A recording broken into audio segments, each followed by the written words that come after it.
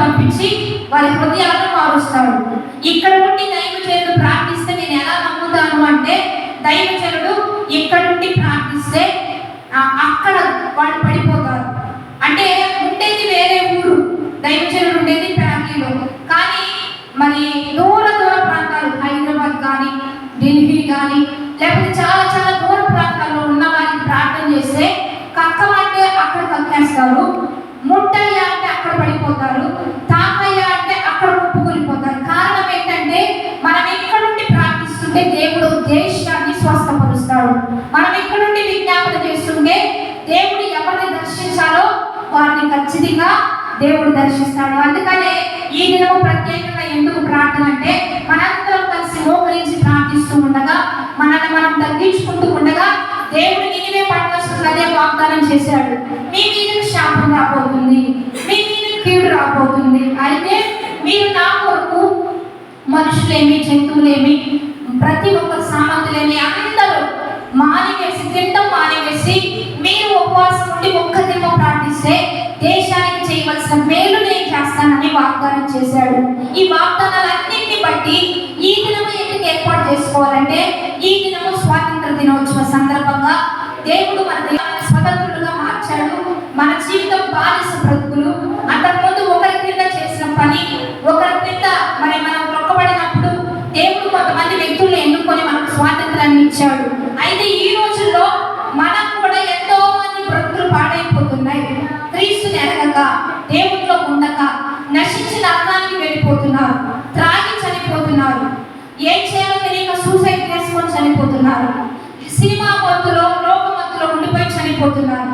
వాళ్ళకి నిజమైన జీవితం తెలియట్లా, రక్షణ భాగ్యం తెలియట్లేదు కనుక వాళ్ళందరి కొరకు మనం ప్రార్థిస్తే ఖచ్చితంగా వాళ్ళు నిత్య జీవంలోనికి చేర్చబడతారు, ఎక్కువ కాలం బ్రతకగలుగుతారు, దీర్ఘాయుష్ని దేవుడు ఇస్తాడు.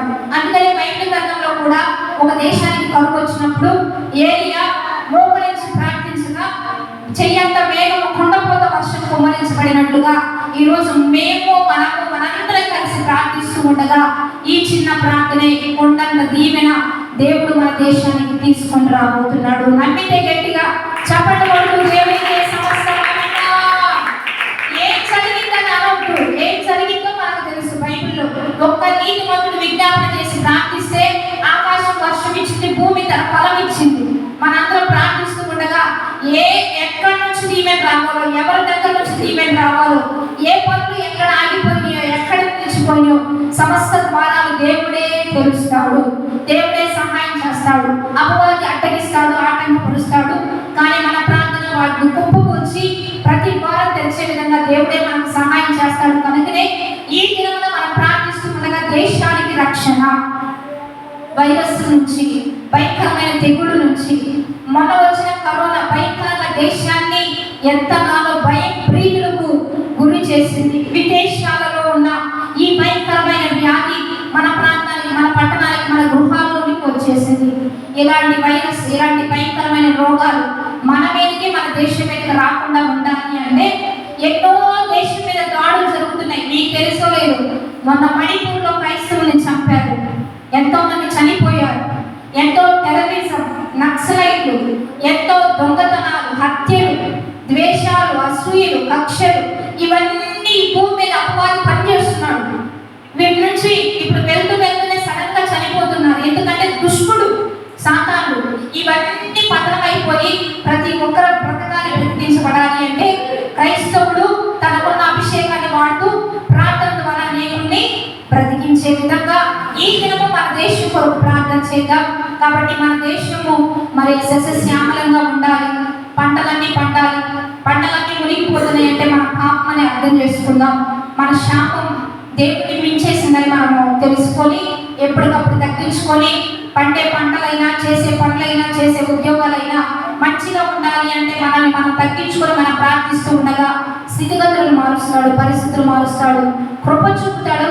మనకు దగ్గరగా వచ్చి కీడు మేలుగా మార్చి దేవుడు సహాయం చేస్తాడు. కనుక మనందరం కదా ఫ్లాగ్ ఉన్న మంచి ఎక్స్ప్లెనేషన్ అంతా దైవజనుడు ఇస్తాడు. వైట్ అంటే పీస్ అని, గ్రీన్ అంటే మనందరం పచ్చగా అంటే సస్యశ్యామలంగా ఉండాలని, మరి ఇదంతా కూడా మనందరం ఆత్మీయంగా ముందుకు వెళ్ళాలని ఈ రోజు దేశ నిధుల కొరకు, దేశం కొరకు మనందరం ప్రార్థన చేద్దాం. సిద్ధపరచబడుతూ ఉంది.